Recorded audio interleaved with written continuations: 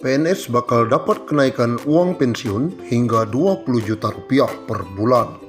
Berikut skemanya. Tak cuma mendapat gaji ke-13, PNS bakal semakin semeringah lantaran bakal dapat kenaikan uang pensiun. Bisa sampai 20 juta per bulan. Ini skemanya. Di tengah penantian gaji ke-13, TNI Polri ada kabar baik yang bakal menghampiri abdi negara. Pasalnya, uang pensiun PNS bakal mengalami kenaikan. Saat ini, Kemenpan RB tengah merancang aturan mengenai kesejahteraan para pegawai negeri sipil atau aparatur sipil negara dan para pensiunan PNS. Nantinya ada penambahan uang yang diterima para pensiunan PNS. Jumlah uang yang diterima pensiunan PNS akan lebih besar daripada biasanya karena yang diterima bukan sekedar gaji pokok saja. Menteri Pendayagunaan Aparatur Negara dan Reformasi Birokrasi Cahyokumolo mengatakan reformasi birokrasi memang terkait kesejahteraan PNS termasuk pensiunan. Sudah ditata mekanismenya dengan baik. Namun demikian, Cahyo belum bisa memastikan kapan kenaikan uang pensiun PNS tersebut bisa direalisasikan. Harapan saya juga demikian soal kesejahteraan, tetapi kita harus lihat kemampuan anggaran juga. Cahyo menambahkan dirinya belum berani memastikan kapan pastinya akan ada kenaikan. Pasalnya uang saat ini belum membaik akibat imbas wabah virus corona atau COVID-19. Soal kapan, ya mari kita berusaha dan berdoa. Semoga pertumbuhan ekonomi ke depan semakin membaik. Dan saya belum berani memastikan kapan terrealisasi. Pemerintah diketahui memang sudah lama berniat mengubah skema uang pensiun bagi pegawai negeri sipil. Namun karena hingga kini belum juga rampung pembahasannya, maka statusnya saat ini masih dalam kajian. Rencananya perubahan skema dana pensiun tersebut akan diatur dalam peraturan pemerintah.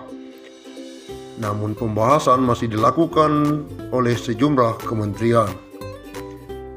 Perubahan masih akan dibicarakan lintas kementerian, ujar Direktur Jenderal Anggaran Kementerian Keuangan Askolani.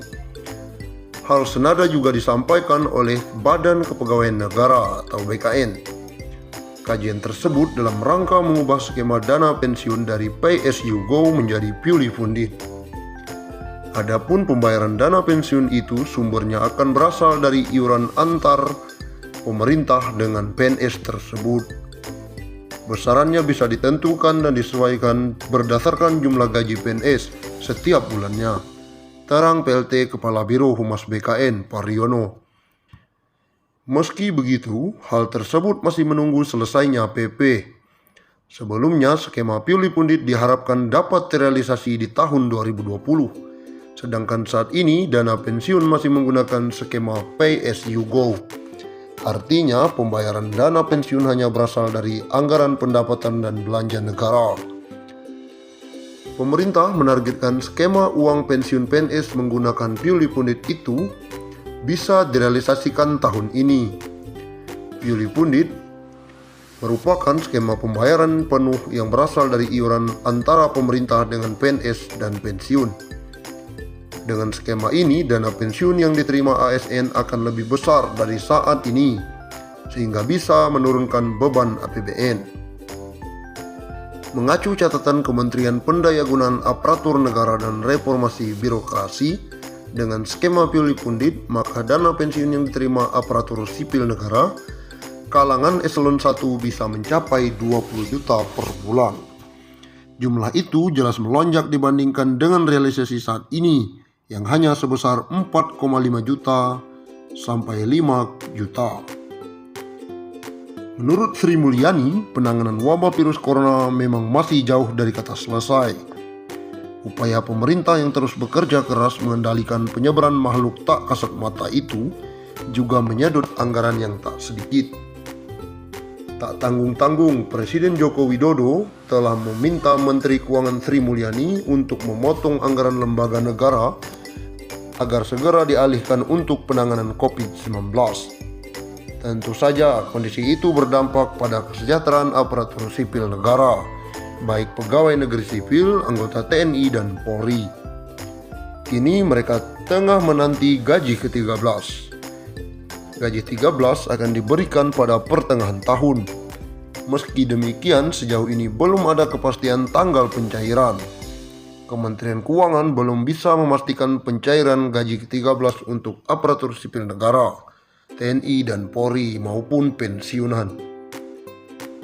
Direktur Jenderal Anggaran Kemenkeu Askolani mengatakan pemerintah hingga saat ini masih melakukan pembahasan.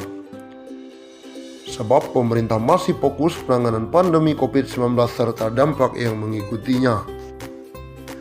Hal serupa juga diungkapkan oleh staf ahli Menteri Keuangan bidang komunikasi strategis, Justinus Prastowo. Pihaknya mengaku belum bisa menjawab.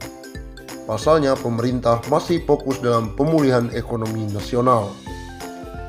Adapun pada tahun lalu, pembayaran gaji ke-13 sesuai jadwal yang ada. Gaji ke-13 tahun ini menghabiskan anggaran 20 triliun. Besaran gaji 13 yakni dengan menjumlahkan beberapa komponen antara lain gaji pokok, tunjangan kinerja atau tukin, dan tunjangan melekat.